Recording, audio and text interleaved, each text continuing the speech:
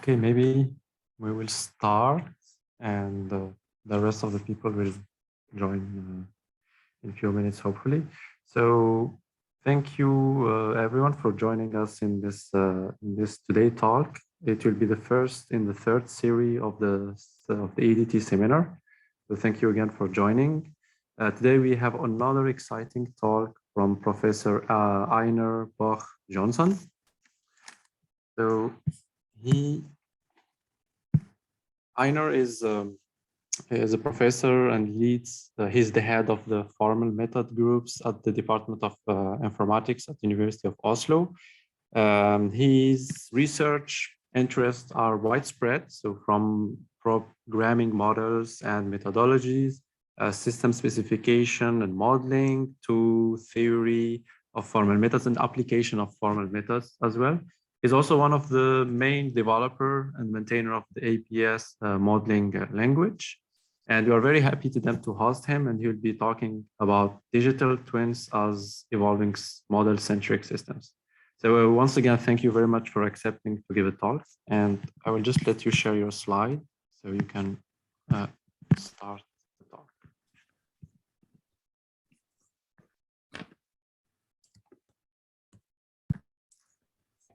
So hello everyone, and I'm very happy to be here and looking forward to interacting with the EDT community. So in this talk, I wanted to talk about digital twins as evolving model-centric systems. And my basic plan is to have a talk in 3 parts. So I will start by discussing some concepts and perspectives concerning digital twins. I will also there throw in some technical detail for those of you who like that. Then I wanted to talk a little bit about ongoing projects related to digital twins in my group. So this is a bit more of an overview of research projects. And then according to the spirit of the seminar, I wanted to end with some, at least things that I perceive as interesting research challenges related to digital twins. So here we go. So first of all, we have a physical system and a model of the physical system. And what now distinguishes a digital twin from a general model? Well, in my view, and is that there's a kind of a link. So the model is a model of the system right now. So there are these observations happening. And there's also, sorry, wrong way, the possibility of the model performing actions on the physical system, for example, by talking to actuators or otherwise changing configurations in the physical system. So now we have this digital twin and we have the physical twin. And the digital twin, we see it as a live replica of the physical twin connected in near real time. So this is, I think, an important distinction from a standard model. One interesting aspect of a digital twin is this idea of a life cycle. So the digital twin, it may have a different lifespan from the physical twin. It may be designed before the physical twin. It may still work after the physical twin has stopped being operational. So we have these different phases, the design phase of the physical asset, the construction phase, the operation phase, and the decommissioning phase. There's also this hype around digital twins, which I think it's important to talk a little bit about. So digital twins are an emerging enabling technology for industry, and there's an increasing traction, right? So digital twins, they offer a means to understand and control assets in natural systems, in industry and in society at large. And companies increasingly create digital twins of their physical assets. So one can even say that today, companies feel they have to have physical twins of their stuff. There are, of course, then lots of success stories related to this. Here are some. So General Electric reported up to 7% increase in energy production from digitizing wind farms using digital twins. There's also success stories related to hospitals, operating theaters, and so on. And also last point about operations in huge energy plants. So for example, in the Norwegian Sea, the Johan Sverdrup oil field was constructed in tandem with its digital twin, and the operators claim that based on innovations related to digital twins, they had a boosted earnings of $216 million just in the first year of operation. So we have all these success stories. We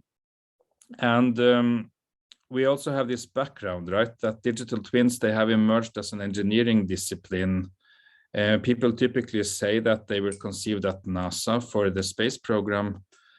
And NASA has this they have a roadmap about digital twins where they want to have what they call ultra-realistic models, which sort of model the mirror, that mirror the life of the twin in all details. And I guess this is an interesting point to discuss in the community, whether this idea of ultra-realistic is a good or bad idea. I'm a bit interested in this perspective of life cycle that I mentioned. So in engineering, we have these different phases of a system: design, development, operation, decommissioning, and so on. And traditionally, these phases, we transition from one phase to the next by producing a load of documents. So we have all these documents, we have requirements, we have regulations. They are then compiled and turned into this big pile of paper, and the contractor has to sort of process this pile of papers during operations. And there are these trends today about digitizing such requirements, such that we can think about the handover between different phases as basically handing over digital artifacts. Now, what I find interesting about digital twins is that I see it as a new paradigm in software engineering, where we sort of transition from building models to design systems to building systems to maintain models. And this idea of model evolution, I think one should work with that also, not just in terms of handovers between phases of a physical asset or a company or a factory, but also in terms of how these models evolve to reflect changes in the asset constantly. So these factories, they are constantly changing, right? We have new machines being introduced, other machines breaking down. We have a sort of constant evolution during the operation of a factory.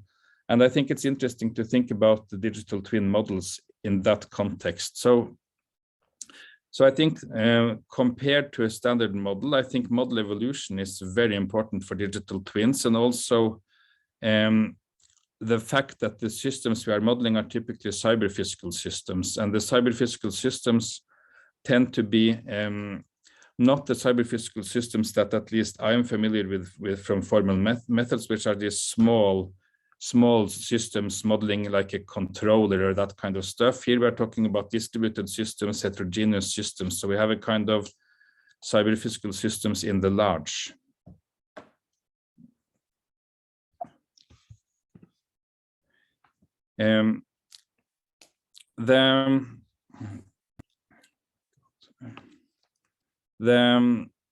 Conceptually, we can see a digital twin as having several layers. We have the layer collecting data. So we have observations, we have parameters to models, we have historical data. And this is assembled into what I see many people call an information layer. So we are structuring this information into some model of domain knowledge. And then we have this layer of actually analyzing the data. So the insight layer, where we have support for visualization, dashboards, analysis of various kinds. And we can, of course, connect the research to those layers. For example, for the layer of collecting data. We have the fact that we need to understand them. We have to deal with deviations in measurements, imprecision in sensors, all this kind of stuff. At the level of information, we have the challenge of how we should represent knowledge. And at the level of insight, we have the challenge of how to actually analyze this kind of information or the collected information. And at the insight level, I think it's also interesting to discuss what kind of analysis do we want to do. And there are various levels of analysis that one can consider. So one could classify digital twins according to how they analyze data, whether they are focusing on descriptive analysis, which is to explain what happened in the past, about predictive analysis, which is related to understanding the future, prescriptive, which is to compare different possible futures and advise on the best outcome. And then, of course, one can directly connect the twin to actuators. So we have reactive analysis, which then does automated decision making. I'm thinking at this point to talk a bit about technical work we have been doing and sort of connecting some of this discussion to some more concrete technical work. So in my group, we have been doing work on how to study the relation between this information layer and the insight layer that I talked about. And in particular, we are interested in behavioral twins, so behavioral models. So the analysis layer will be, in our context here, a simulation framework. And we want to connect that to the information layer, which we can see as a structural model. So we have a behavioral model and we have a structural model. And we want to look at the interaction here between the behavioral model using simulators and the structural model, which represents domain knowledge, the asset model of the physical twin, and so on. So here's an example of a house with a automated heating system. So we have a house with 2 rooms. The rooms are separated by an inner wall. We have the outer wall to this cold wintry environment that we have in Oslo, and each room has a heater. So now the structural twin, what will it contain? Well, it will have domain knowledge, which contains information about how the rooms are connected, how heaters are in the rooms, how rooms, heaters, and walls together form a house. And for each of these components, which kind of simulator is involved in actually simulating the behavior of this component. And then we have the asset model, which is describing the domain knowledge of this kind for a particular house. So we have a specific house with specific rooms, specific heaters, and so on.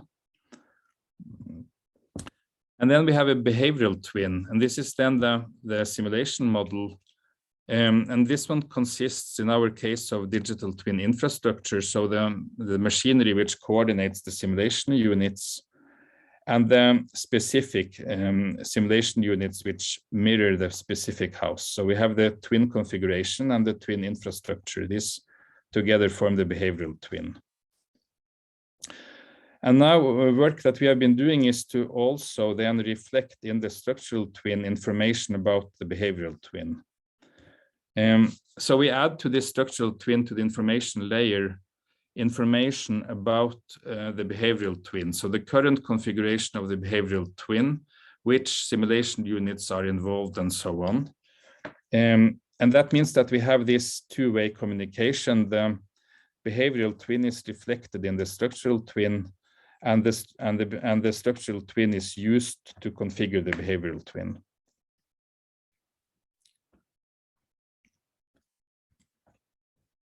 So here's a concrete example where we consider a house with 2 rooms. So we have a left room, a right room, an inner wall in the middle, outer walls on both sides. And we can simulate the physics of this room with a heater in each room. By the simulator of the 2 rooms, they are connected via an inner wall, and with simulators of the outer walls on the sides. And And now in the digital twin, we add the virtual component, which is a controller, which is then regulating the heaters of the two rooms in order to maintain some target temperature. So we have the asset model which specifies the simulators for the different physical components, and the behavioral twin then adds this controller which adjusts the heaters of the adjacent rooms, but the controller is not part of the asset or the asset model itself. It's a virtual element of the twin. Now what happens with this house is that the owner or the user decides it's too small, so they start building new rooms and adding them to the house. So as new rooms are constructed in this house, the twin needs to reconfigure the simulation model and replace controllers in order to mirror the house after it has changed. So here's an example where we have the old house in the middle. We have an additional room on the left side of the house, another additional room on the right side, and here we have the old twin with we had the outer wall, the room, the left room, the inner wall, the right room, and the outer wall, and we see now how it changes. So in order to mirror the new asset, we need to add simulators for two new rooms. We need to add or move or add outer wall simulators at the sides of these two new rooms. And we need to change the old outer walls to become inner walls. In addition, we need to add controllers which then control the 4 rooms which are now in the house compared to the 2 rooms that were in the old house. So these are the kind of problems that we want to address using this asset or structural twin, behavioral twin architecture. The way we have addressed this here is that we have looked at how to program twins with this kind of 2-level architecture. And one approach to doing this is using a small programming language which we made, which is custom for this kind of problems. It's called SMOL, and it's a semantic model object language. So it's a small object-oriented programming system which supports reflection into a knowledge base. And this means that the runtime states in SMOL are automatically lifted into a structural model and integrated with domain knowledge formalized using ontologies. So this means that we have this formalized domain. We can lift at any time the runtime state of the program into this domain, and then we can use reasoners in the semantic domain over ontologies to query the knowledge base about the state of the program. And in particular, small programs, they can use the reasoners themselves. So within the program, we can query the knowledge base about the program. So what we did with this programming language SMOL was that we added support for encapsulating simulation units inside the objects in the language. And this allows us to use this semantic reflection feature of SMOL to represent the twin model automatically in the structural twin. So we can take the runtime state of simulators in the behavioral twin and automatically integrate it into the structural twin that we have. So this is how it looks. So the controller of the behavioral twin manipulates objects of a given type. It's called here dynamic, and it has methods for propagating data and for advancing time.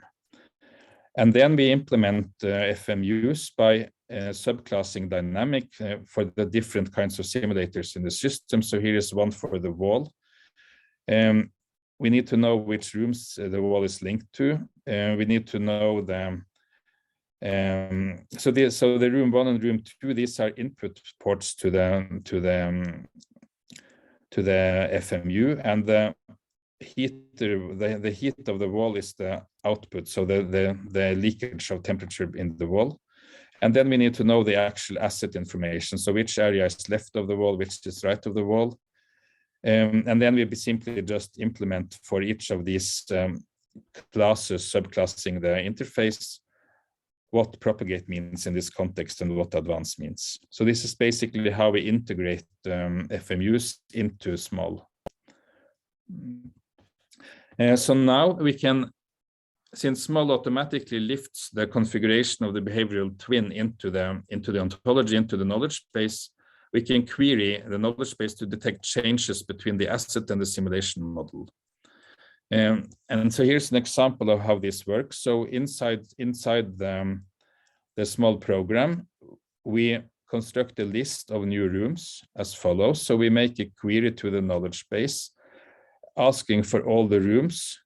Here we have all rooms which are in the asset, and we filter by the corresponding rooms in the program. So we ask for all the rooms in the asset which are not in the behavioral twin. And then we can start analyzing what the results. So if there are no new rooms, we don't need to update the behavioral model. In our case, for the example, we have these controllers which only work with 2 and 2 rooms pairwise. So in this case, if we only have 1 additional room, then we don't have an asset which has a valid digital twin. Of course, one could have more advanced controllers to tackle that problem, but currently we don't.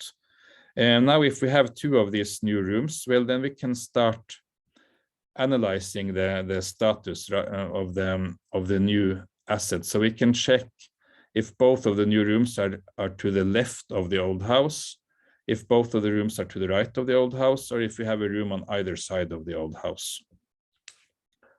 And this simply gives us code of this kind. So if the left wall of the new room N1 is the same as the right wall of the new room N2, and so on, then we know we are in this situation where we have 2 rooms to the right, and we can then add the method for extending the behavioral twin according to this scenario, and we would need similar cases for the room on either side and the room to the left and so on. And this works as follows. So in the behavioral twin, we create new simulation elements corresponding to the 2 new rooms, and we insert them into the structure which corresponds to the asset. And then we need to repair virtual elements. So we have these elements which are not in the asset, in our case, the heat controllers. So we need then to reconstruct heat controllers which match with the new structure of the asset. Once we have done this can be done in many ways, obviously. Then we can actually use the reflection again to validate the results. So we can then again lift the configuration of the new behavioral twin into the knowledge base, and then we can use a query to check that it now corresponds structurally to the asset.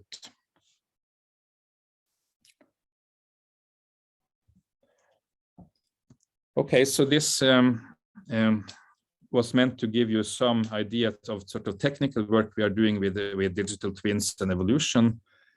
And now I wanted to show you a bit projects that we are working on and talk a little bit about how sort of digital twin thinking enters into these projects. So here's the first one, which is a lab project for students in Oslo, where we are twinning a chili plant. So this is a production plant. We have the information level, which consists of data from the plant, specifically humidity and light. And we have an actuator, which is a watering pump for the chili plant. And at the insight level, we are interested in coupling simulation models of water diffusion for the soil, the plant, and the air to sort of detect a watering scheme for the physical twin. And of course, we want to end up with a product, which is the chili oil. Here's another example where we were doing for a Norwegian company who are doing logistics operations in the North Sea, and we were interested in building a twin for the planning division of this company. So this is what they had. They had various sort of Excel sheets with information about containers and boats and so on. And what we did was to construct a visualization where you could see at all times where the boats were in the ocean, what containers were on board, how the material in the containers were going to be used, and so on. So Here we have an information level which consists of vessels or vessel models, supply stations, containers, and so on, and assimilating data from various sources in their organization. And for the analysis, we were interested in satisfiability, so checking that the data at the various places in the organization was actually consistent with one uniform notion of a plan, and then using this consistent data set to simulate the schedules of the boats. Here's a project we are doing, a European project, and Marie Curie network, where we're working with autonomous underwater robots. And they are then basically using digital twin representations of the knowledge of their environment and what they are sensing, and using this to make control decisions for what they are supposed to do. So here we are working with, at the information level, sensor data and domain knowledge about the underwater domain. At the insight level, we want to analyze and do planning of missions on the fly. And in particular here in Oslo, we are working with safety and reliability aspects, exactly at this interface between information and insight. So we're interested in how robust is the analysis program, the mission controller and planner, with respect to the data in the knowledge base. Here is work I've been doing with colleagues at the biology department in Oslo, and they are interested in the problem: can we prevent a local epidemic from becoming a global pandemic? So I guess you are all familiar with these kind of curves, which show the exponential evolution of an epidemic. So what we did here was to see this from a digital twin perspective. So we are collecting at the information level, we are collecting travel data between different countries. We are taking a completely global view of this pandemic situation, and then we are coupling travel data from air travel to this side models, as they are called, these models of the local development of an epidemic. And here we were interested then in doing coupled simulations, and then we were interested in describing, in terms of manipulations of this information here, describing scenarios for interventions and seeing if we could use these kind of descriptions to make strategically plan how to slow down the development of a pandemic. So this is how it looks like. This is travel data from this is January 2020, and we took this kind of global view of air traffic and we coupled it with these side models from different countries. And the result is that we get already with these naive side models, we get pretty good correlation of how the COVID pandemic developed. We are roughly at 0.9 as correlation worldwide. And the idea now as a twin is to actually link. So what is sure is that there will be new epidemics coming, and we are interested in linking now this kind of global model of pandemics to live data from travel. So we want to now connect this kind of pandemic models with live data, so that we at any given time can say, okay, now there's a local epidemic occurring in, let's say, Norway as an example, and then sort of just fill that information into the model, take the live footprint of passengers, and see where we need to put in interventions in order to slow down the development. Here's another example we are working on, which is just starting up, and where we have just employed a student. And here the idea is to look at water in the fjords. And what we know about climate change is that there's going to be more floods, there's going to be more heavy rainfall, and we are interested in understanding whether floods in the rivers can actually affect the circulation model in the fjord. So this is an unknown problem in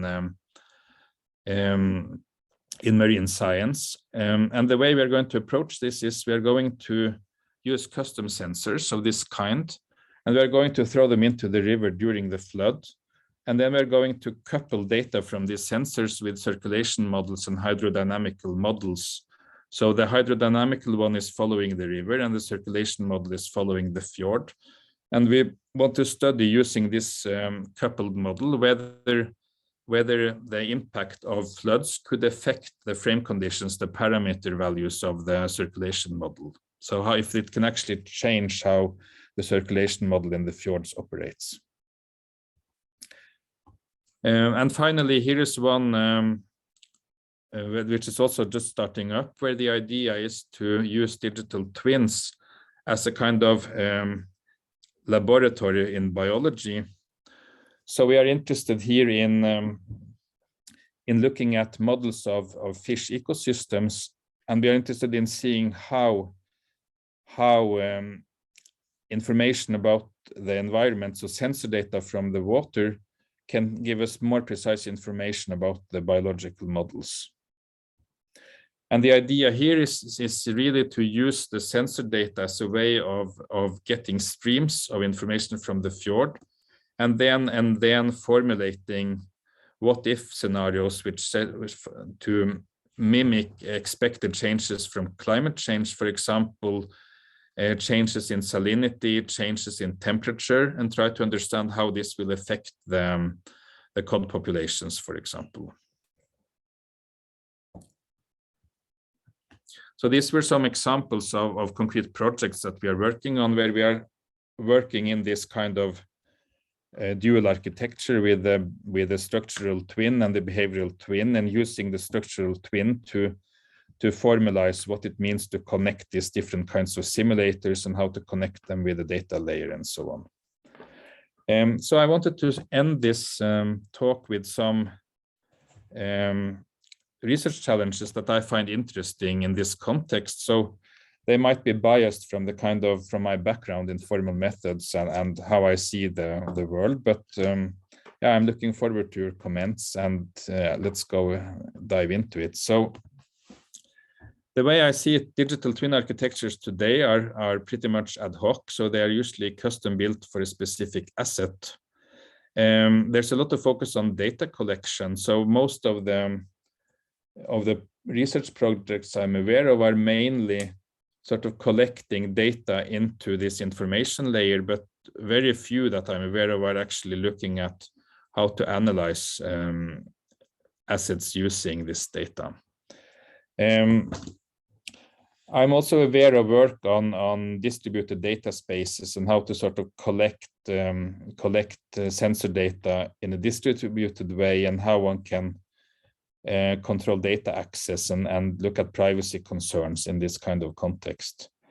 But I believe that there are kind of much or profound needs for different architectures that are not there, at least that I have not seen, for complex assets, such as how to organize ensembles of small independent twins, composition at the twin level and not at the data collection level. Also, like reference architectures, I think there are none that are established today.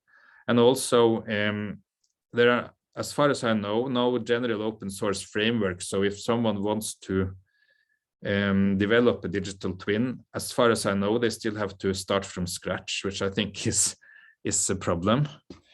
So I think one research challenge which is worth considering is how to systemize reusability in digital twin architectures, and hopefully from there evolve into open source frameworks that can easily be adapted to different kinds of physical twins. Here's another example which relates to what I talked about earlier, so about life cycle evolution. So models need to evolve to capture changes in the physical twin. And I think this challenges foundations in computer science, so compositionality in architecture and compositionality in models. And in particular, how to determine the quality of a digital twin. So what does it mean that the twin is a precise reflection of the physical system? How do we deal with drift, that the model is gradually becoming less precise, and so on? So I think here is a fundamental challenge also, which is how to monitor and control precision of digital twin models across the life cycle.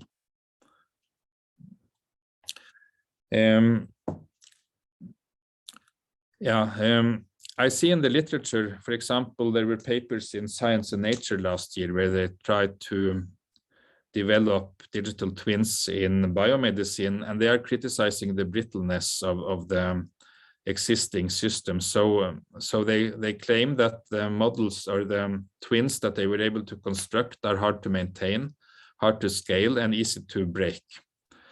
And at least in the kind of models that or problems that I have been working in, as shown in the example part, we are typically interested in models from different domains, so connecting the domains and also connecting models at different scales. So a typical problem is we have a model which describes evolution in terms of seconds and another one in terms of years, for example. And how do we actually orchestrate that kind of multi-scale model? And in my view, this is breaking with established theory in theoretical computer science. So we know a lot about model composition in terms of concurrency and that kind of synchronization problems, but very little in terms of model composition for multi-domain models and multi-scale models. So for me, this is an open problem. So what is the underlying theory of composition for multi-domain and multi-scale systems? I also talked a bit about domain knowledge and how to sort of work with simulation with domain knowledge. There has been work on dynamic knowledge graphs as an underlying model for digital twins and how agents can update different parts of this kind of graph. But this also has inherent problems related to open world, closed world assumptions for sort of how querying interacts with updating. So I think an important problem is how domain knowledge can be used to connect models from different domains. And the work we presented about SMOL is sort of taking one step in this direction. But there's a fundamental challenge below, which is what is the theory of composition that can sort of make use of domain knowledge? So basically making use of what the domain expert would know about how to compose the models and how to formalize and automate composition using that kind of knowledge. When it comes to multi-simulated twins, like also I mentioned in our work, it's kind of nice because it takes a system of systems view on simulation, and we use then architectures which orchestrate information flow and time across different simulators. We see here typically that these are used for hybrid systems. So for example, combining discrete and continuous time models. And here we also see emergence of co-simulation framework. So since Peter is attending, it was pure luck or good fortune that I mentioned his work on Into-CPS here. However, I find that these kind of co-simulation techniques that we are using today, they are very dependent on how the different simulators are scheduled, which seems to me to be brittle and hard to maintain. And I think there's an underlying problem here, which is sort of how do we orchestrate co-simulation based on the semantics of the domain, rather than based on sort of wiring the simulators together. And to sort of wrap up a bit, so I'm claiming that digital twins is a new and model-centric view of systems, so that it's interesting from a software engineering and also formal methods perspective. It spans many layers of technology, which makes the problem complex. So we have sensors, we have hybrid systems, we have distributed systems, we have data assimilation, we have model-based analysis. It also spans a number of domains, and there are more and more jumping on board. So in the last couple of years, we also see in the natural sciences interest in digital twins, in medicine, in climate research, and so on. And today, the digital twins has emerged as a discipline from engineering. So it's sort of based on best practices and ad hoc solutions. So I think there are important scientific challenges in how to sort of establish the foundations of digital twins beyond ad hoc solutions and best practices, and establish and understand really sort of what are the underlying problems of composition, of analysis, and then of course how to exploit that on concrete twins. So yeah, thanks for your attention. I hope I said something interesting to some of you, and looking forward to the discussion. Yeah, thanks a lot for this interesting talk, Einar.